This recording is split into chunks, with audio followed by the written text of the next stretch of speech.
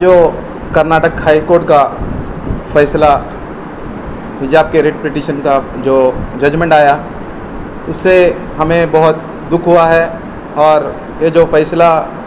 हमारे यानी कि पिटिशनर्स के हक़ में नहीं आया और ये जो फ़ैसला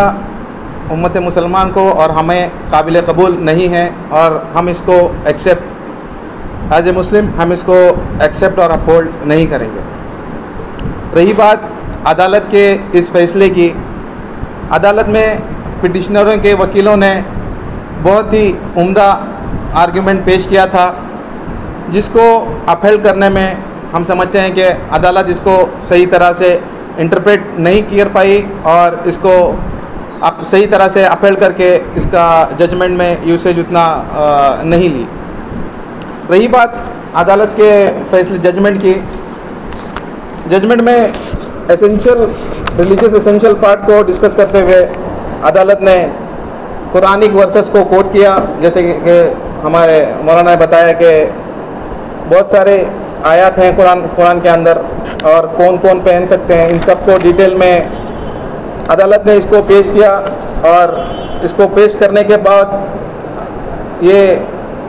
जजमेंट का हिस्सा है, the holy Quran does not mandate wearing of hijab और head gear for Muslim women whenever it is stated in the above suras. यानी कि ये जो कुरानी आयत मुसलमानों पर इसका मैंडेटरी होना या इसको लाइट टोन में लेना, इस पार्ट को डिस्कस करते हुए इसको मैंडेटरी करार नहीं दिया गया। हम ये कहना चाहते हैं कि जो भी चीज़ें, जो भी हिदायत अल्लाह की तरफ से कुरान में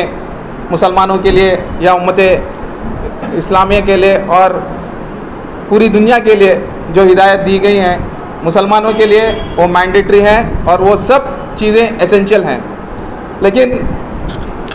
इस जजमेंट में जो हमारा दस्तूर हमें हक़ देता है, आर्टिकल 25 और आर्टिकल 26 जो किसी भी रेस के एक्सप्लॉयटेशन की बात करता है, राइट अगेंस्ट एक्सप्लॉयटेशन की जो बात करती है। Article 25 freedom of conscious and the free profession and practice and propagation of religion, और article 26 freedom to manage religious affairs. ये दो आर्टिकलों के ख़िलाफ़ ये जजमेंट आया हुआ है और इंडिविजुअल्स के जो हुकूक होते हैं उसको अपहेल्ड करने में इस कोर्ट के फ़ैसले में उसको अपहेल्ड नहीं किया गया। रही बात इस मसले को आगे लेके जाने की, हम इस मसले को इंशाअल्लाह दीगर तंजीमों में और मुस्लिम पर्सनल लॉ बोर्ड में भी इसको रेज़ करेंगे और इंशाअल्लाह आने वाले दिनों में इस जो हाई कोर्ट के फ़ैसले को हम लोग Karnataka supreme court of India में चैलेंज करेंगे और उस सिलसिले में और एक मुहिम हम छेड़ेंगे इंशाअल्लाह। और रही बात इस फ़ैसले से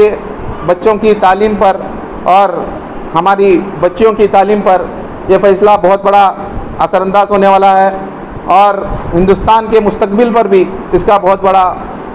नुकसानदायक असर होने वाला है। और जो हमारे प्राइम मिनिस्टर बेटी बचाओ बेटी पढ़ाओ का जो नारा लेके